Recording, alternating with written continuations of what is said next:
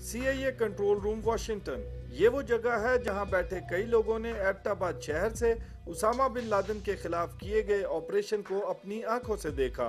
Commandos की uniform में fit किए गए कैमरे यहां लाइव वीडियो भेज रहे थे, जबकि ड्रोन के जरिए इस ऑपरेशन की सर्वेलेंस भी की जा रही थी।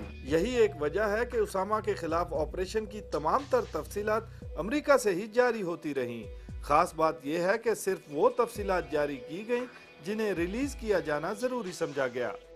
अगर हम तफ्तीशी अंदाज में CIA और अमरीकी सदारती तर्जुमान की तरफ से जारी करदा बयानात और जाए वकूआ पर बिखरे हुए शवाहिद को यकजा करें तो इस ऑपरेशन की तस्वीर कुछ इस तरह समझ में आती है कि बागराम में उसामा के खिलाफ ऑपरेशन की तैयारी मुकम्मल हो जाने पर इन्हें कार्रवाई के अहकामात मिल गए। उधर अमरीकी सदर तमाम तर सूरत हाल से वाकिफ थे। मामूल की मसरूफियात के बाद वो गोल्फ खेलने भी गए। दर हकीकत वो खुद को ऑपरेशन नेपच्यून स्पेयर के तनाव भरे माहौल के लिए तैयार कर रहे थे। उस रोज उन्होंने 9 होल्स गेम यानी गोल्फ की मुकम्मल गेम खेली, जिसके बाद रिलैक्स होकर अमरीकी सदर वक्त मुकर्ररा पर कंट्रोल रूम में पहुंच गए थे। यूं इजाजत मिलने पर ऑपरेशन का आगाज हुआ। Set up an operations post here at the CIA, and I was in direct communication with Admiral McCraven, who was located in Afghanistan. Bagram से उड़ने वाले 4 हेलीकॉप्टर अफगानिस्तान के जलालाबाद एयरबेस पर पहुंचे। अफगानिस्तान के जलालाबाद एयरबेस से अमेरिकी स्पेशल फोर्सेस में शामिल नेवल सील का दस्ता पाकिस्तान को रवाना हुआ। ये 4 जदीद तरीन हेलीकॉप्टर्स पर मुश्तमिल था, जिसमें सवार कमांडोज की तादाद 89 बताई गई है। उसामा के साथ लेके 4 मर्द मारे गए, 5 मर्द तकरीबन मारे गए और शायद एक को ले गए। अमरीकियों के लिए कोई रुकावट नहीं थी, न कोई मुजाहिमत थी, न पाकिस्तानियों ने रोका। अमेरिकन सिपाही क्यों अफगानिस्तान से उड़ के आता है और वो करता है? चाहे अमरीकी जो CIA के एजेंट हैं वो हमारे साथ होते, जो हमारा ऑपरेशन होता और हम जाके उसको पकड़ते, होना तो ये चाहिए था। जिस तरह की चीज़ें सामने आ रही हैं कि नेवी सील 6 ही सिर्फ इस्तेमाल हुई है, ना हमारा कोई एयर बेस इस्तेमाल हुआ है, ना हमारे ट्रूप्स या ना हमारे इंटेलिजेंस इदारे। ये तमाम हेलीकॉप्टर्स स्टेल्थ टेक्नोलॉजी पर मबनी थे, जिनकी आवाज़ भी दूसरे हेलीकॉप्टर्स के मुकाबले में बहुत कम है और ये रेडार के काबू भी नहीं आते। चोर जब एक चोरी करने के लिए आता है तो वो कोशिश करता है कि उसकी आवाज़ ना आए। वो चाहता है कि जहाँ पर रोशनी है वहाँ पर ना जाए, अंधेरे में काम करे, या कोई भी ऐसी चीज़ जिसके उसकी मौजूदगी का एहसास हो सके वो ना करे। इसको स्टेल्थ कहेंगे। शवाहिद से वाज़ेह है कि पाकिस्तानी हदूद में दाखिल होकर 2 हेलीकॉप्टर काफ़ी बुलंदी पर परवाज करते रहे, जबकि 2 निचली परवाज भरते हुए एबटाबाद शहर के सर पर मंडलाने लगे। अपने हदफ पर पहुंचने के बाद ये दोनों हेलीकॉप्टर्स यहां उतर गए। Nap of the earth flying जो होती है वो तब इस्तेमाल हो जो आप टारगेट के नज़दीक पहुंचते हैं तो इस टेक्निक को इस्तेमाल करते हैं, वरना उससे पहले कंटूर फ्लाइंग होती है और उससे पीछे लो फ्लाइंग होती है।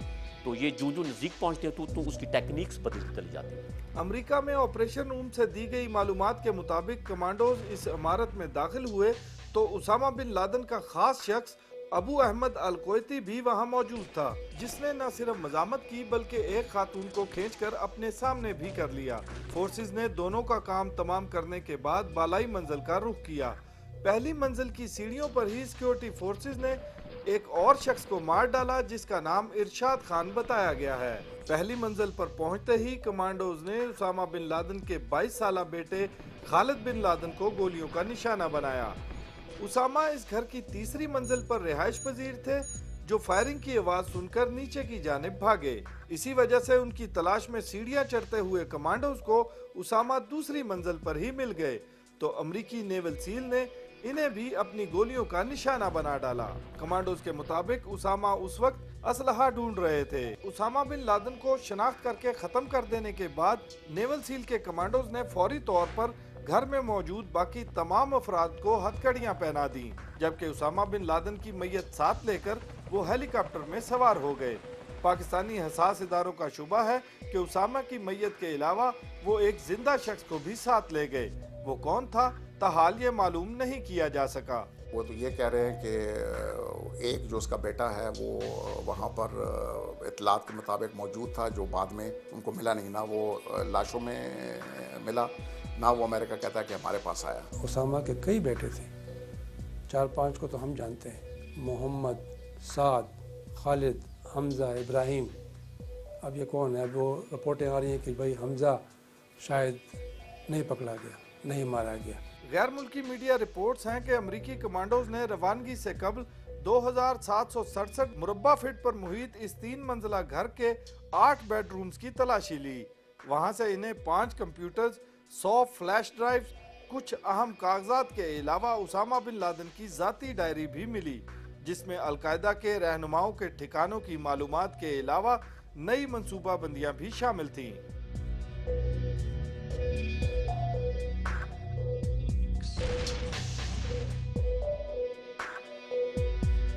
کچھ اس کی نوٹس وغیرہ جو اس نے اپنے ہاتھ سے بنائے ہوئے تھے وہ ہیں، اور وہ میرے خیال میں اس کو بڑی کچھ ٹائم لگے گا کہ اس کو پورے کو اس کے اندر جو معلومات ہیں اس کو باہر نکالیں اور اس کے اوپر ایکشنیبل انٹیلیجنس بنائیں کہ کیا کیا ہو رہا تھا، کدھر کدھر۔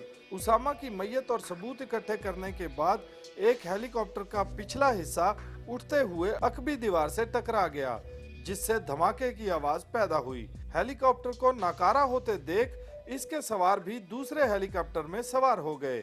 انہیں بہت اوپر موجود باقی 2 ہیلی کاپٹر کی مدد کا پیغام بھیجا گیا، مگر آپریشنل ٹیم نے اس کا انکار کیا کیونکہ یہ آپریشن 40 منٹ میں ختم کیا جانا تھا اور 38 منٹ بیت چکے تھے، لہٰذا ایک ہی ہیلی کاپٹر میں قاتل اور مقتول دونوں ہمارے ملک سے خاموشی سے واپس افغانستان چلے گئے۔ پہلے انہوں نے کہا کہ جی دوسرا اتارتے ہیں تاکہ یہ جو لوگ لے کر جانے میں ہمیں آسانی ہو، لیکن پھر نہیں کیا اور ایک ہیلی کاپٹر میں وہ کر کے وہ چلے گئے یہاں سے۔ اسامہ بن لادن کے علاوہ اس آپریشن میں ایک عورت سمیت 4 دیگر افراد بھی مارے گئے تھے، جن کی لاشیں ہمارے حساس اداروں نے قبضے میں لیں، جبکہ کچھ زخمی اور ہتھکڑیاں لگے اسامہ کے اہل خانہ بھی، جن میں ان کی 5ویں اور یمنی بیوی امل احمد الصدا بھی شامل ہیں، جن کے مختلف بیانات سامنے آتے رہے۔ انہیں بھی شاید امریکہ کے حوالے ہی کیا جائے گا، کیونکہ ان سے تفتیش کی حد تک تو امریکی پہلے ہی رسائی حاصل کر چکے ہیں۔ جو پہلا آدمی اندر گھسا ہے اس کو اس کی بیوی نے پوری کہانی بتائی ہے کہ ابو حمزہ کو مار کے چلے گئے، تو اس میں کوئی شک نہیں ہے کہ وہ ادھر ہی آپریشن ہوا اور ادھر ہی سے مار کے لے کر گئے، چونکہ یہ آپریشن امریکہ ہمارے بغیر نہیں کر سکتا۔ یہ جو 400 لوگ پکڑے گئے ہیں، اگر ہم ان کے ساتھ ڈبل گیم کرتے تو ان میں سے ایک بھی نہ پکڑا جاتا۔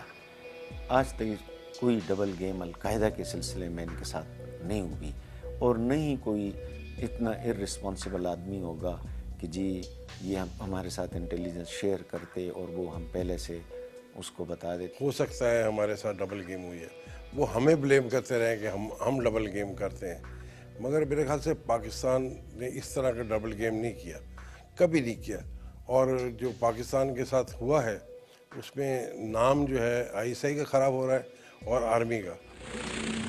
اسٹیلتھ یعنی نہ نظر آنے والی ٹیکنالوجی۔ اس آپریشن میں امریکہ کا سب سے اہم ہتھیار اس ٹیکنالوجی پر مبنی ہیلی کاپٹرز تھے، جو واقعی کسی کی نظر میں نہ آ سکے۔ یہ نیپ ارتھ ٹیکنالوجی بھی رکھتے ہیں۔ جائے وقوع پر اس ٹیکنالوجی کے حامل ہیلی کاپٹر کا گرنا ہماری فورسز کے لیے کسی معجزے سے کم نہیں رہا، ورنہ شاید یہ بھی معلوم کرنا مشکل ہو جاتا کہ یہاں کون کیا آپریشن کر گیا ہے۔ دوسری طرف اس تباہ شدہ ہیلی کاپٹر کی ریورس انجینئرنگ سے ہم اسٹیلتھ ٹیکنالوجی کا حصول آسانی سے ممکن بنا سکتے ہیں۔